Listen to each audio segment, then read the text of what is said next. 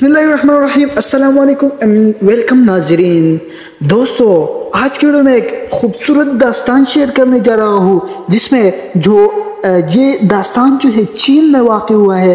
बेटे के शादी पर माँ को पता चले कि होने वाली बहू जो है वो अपनी असली बेटी है। फिर क्या हुआ, दिल दहलाने वो देने वाला दास्तान सुना रहा हूँ। तो दोस्तों, आपने इस दास्तान को गौर से सुना है, बहुत मज़ेदार है। चले वीडियो का आगाज करते हैं। बेटे की शादी पर माँ को पता चले कि होने वाली बहू अपनी असल बेटी है। फिर क्या हुआ, दिल दहला देने वाला दास्तान।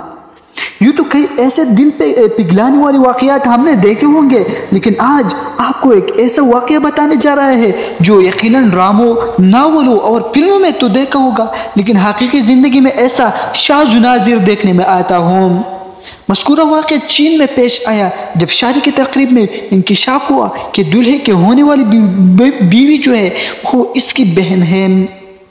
हुआ कुछ यूँ कि शादी की तकरीब जारी थी कि दूल्हे की वालिदी ने अपने बहू के हाथ को गौर से देखना शुरू किया। जब सास ने अपने बहू का हाथ गौर से देखा तो इसके हाथ पर मौजूद इस पैदाइशी निशान को पहचान लिया जो कि इसकी बेटी के हाथ पर था।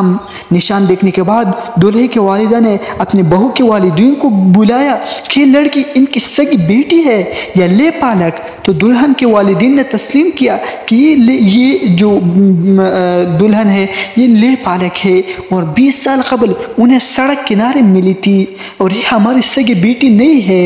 निशान देखने के बाद दूल्हे के वालिदा ने अपने बहू के वालिदीन को बुलाया कि लड़की इनकी सगी बेटी है या ले पालक। तो दुल्हन के वालिदीन ने तस्लीम किया कि ये ले पालक है और 20 साल कबल उन्हें सड़क किनारे मिली थी और ये हमारी सगी बेटी नहीं है। बाद अज दूल्हे के वालिदैन ने यह भी इंकिशाफ किया कि दूल्हा इसका हकीकी बेटा नहीं है बल्कि ले पालक है। बेटी की गुमशुदगी के बाद इसने भी एक लड़के को गोद में ले लिया था।